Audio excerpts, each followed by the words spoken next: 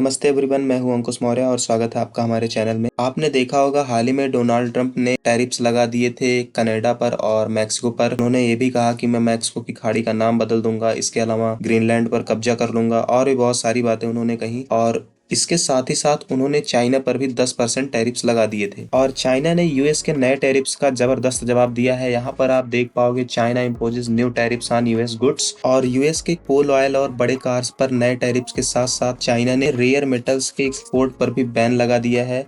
और ये सब अमेरिका के बिजनेस और इकोनॉमी के लिए एक बड़ा झटका हो सकता है। और अगर आप पूछो कि आखिर चाइना ने कितने परसेंट का टैरिफ लगाया, तो मैं आपको बताता चलूँ 15% तक के टैरिफ लगाए हैं यूएस के कोल और लिक्विफाइड नेचुरल गैस के प्रोडक्ट्स पर। मैं आपको बहुत आसान भाषा में समझा दूं कि टैरिफ्स होते क्या हैं। तो मान लीजिए हम इंडिया के हैं, हमने 10% टैरिफ्स लगा दिए चाइना पर या 25% टैरिफ्स लगा दिए चाइना पर।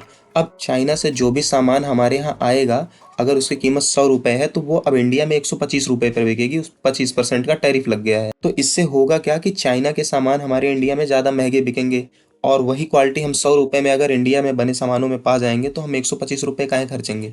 तो इससे होता क्या है कि सामने वाले कंट्री के सेल्स बहुत ही ज़्यादा गिर जाती है। जब सेल्स गिर जाती है तो इससे उनके इकोनॉमी और बिजनेसेस पर बहुत ज़्यादा फर्क पड़ता है। तो आई होप आप टैरिफ समझ पाए होंगे। और मैं आपको एक बहुत ही ज़्यादा इंटरेस्टिंग बात बताऊं, जो ये 25 रेयर मेटल्स पर बैन लगाया है चाइना ने, ये इलेक्ट्रॉनिक्स, स्मार्टफोन और मिलिट्री वेपन्स के साथ साथ ईवी बैटरीज में भी यूज होते हैं।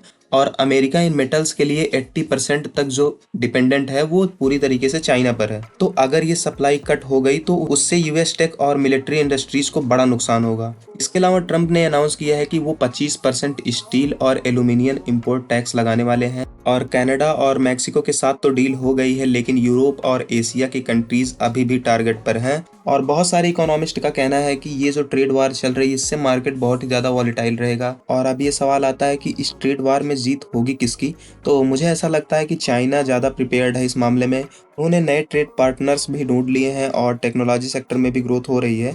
और बहुत सारे एक्सपर्ट्स ये कहते हैं कि ट्रंप और शी जिनपिंग के बीच बात हो सकती है, लेकिन अभी भी कुछ कंफर्म नहीं है इस बारे में। और अगर यूएस भी ऐसे नए कदम उठाएगा तो चाइना भी इस मामले में पीछे नहीं है, वो भी नए नए टैरिफ्स इंपोज करेंगे यूएस पर। बाकी आपको क्या लगता है इस मामले में चाइना विनर होगा या यूएस? आप हमें कमेंट में ज़रूर बताएं और सपोर्ट करिए हमारे इस चैनल को। मैं आपके लिए ऐसे ही कंटेंट्स लाता रहूँगा।